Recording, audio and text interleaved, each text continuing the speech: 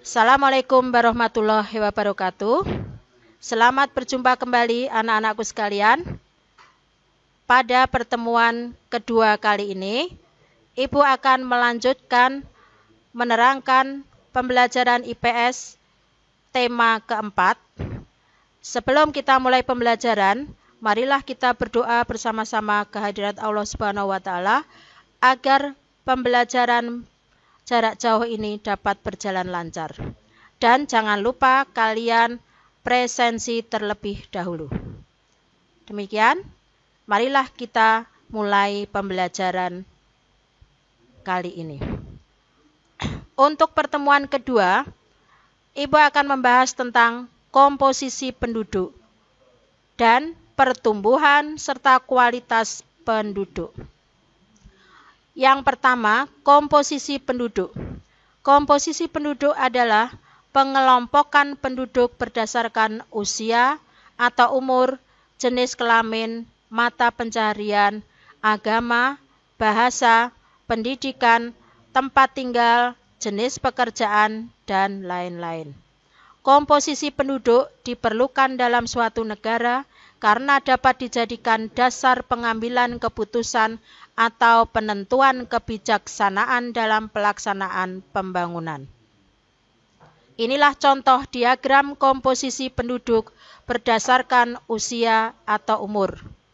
Jadi bisa digolong-golongkan, misalnya usia antara 0 sampai 4, 5 sampai 9 tahun, 10 sampai 14 tahun, 15 sampai 19, dan seterusnya sampai 75 tahun ke atas. Nah, ini diagramnya bisa kalian lihat. 2. Pertumbuhan dan kualitas penduduk. Pertumbuhan penduduk adalah keseimbangan dinamis antara faktor penambah, yaitu kelahiran dan migrasi masuk, dan faktor yang mengurangi kematian dan migrasi keluar jumlah penduduk. Kelahiran dan kematian disebut faktor alami, sedangkan migrasi disebut faktor non-alami. Kelahiran bersifat menambah, sedangkan kematian bersifat mengurangi jumlah penduduk. Migrasi yang bersifat menambah disebut migrasi masuk atau imigrasi. Sedangkan migrasi yang bersifat mengurangi disebut migrasi keluar atau emigrasi. Tingkat pertumbuhan penduduk di negara kita termasuk kategori sedang. Akibat pertumbuhan penduduk yang cepat antara lain sebagai berikut. 1. Pertumbuhan penduduk usia muda yang cepat menyebabkan tingginya angka pengangguran. 2. Persebaran penduduk tidak merata. 3. Komposisi penduduk kurang menguntungkan karena banyaknya penduduk usia muda yang belum produktif sehingga beban ketergantungan tinggi. 4. Arus urbanisasi tinggi sebab kota lebih banyak menyediakan lapangan kerja. Dan 5. Menurunkan kualitas serta tingkat kesejahteraan penduduk.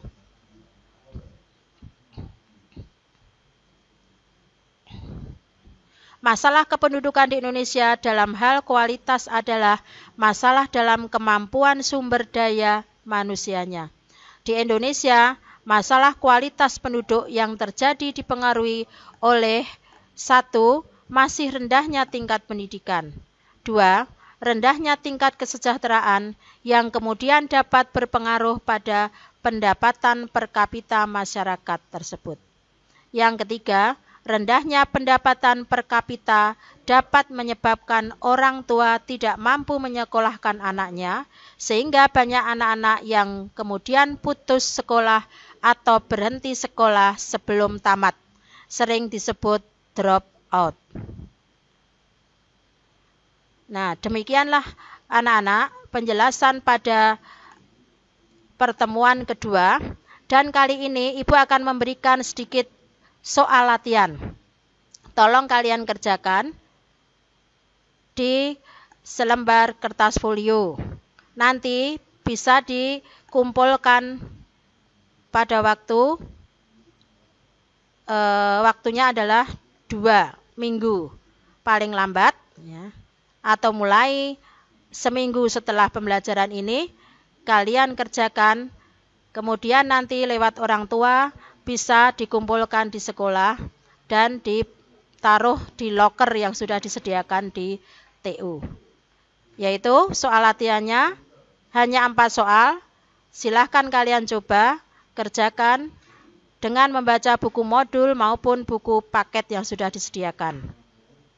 Ya, yang pertama yaitu jelaskan apa yang dimaksud dengan dinamika kependudukan. Kemudian yang kedua, sebutkan faktor yang mempengaruhi terjadinya pertumbuhan penduduk. Yang ketiga, apakah yang dimaksud dengan komposisi penduduk? Dan jelaskan serta beri contohnya. Yang keempat, disebabkan oleh apa sajakah kualitas penduduk yang ada di negara kita, yaitu Indonesia tercinta ini. Saya kira cukup sekian penjelasan Ibu pada pertemuan kedua kali ini. Jangan lupa jaga kesehatan, selalu kalian jaga jarak, cuci tangan, dan pakai masker. Sekian, terima kasih. Selamat mengerjakan tugas yang diberikan oleh Bapak Ibu Guru, dan sampai jumpa pada pertemuan yang akan datang. Assalamualaikum warahmatullahi wabarakatuh.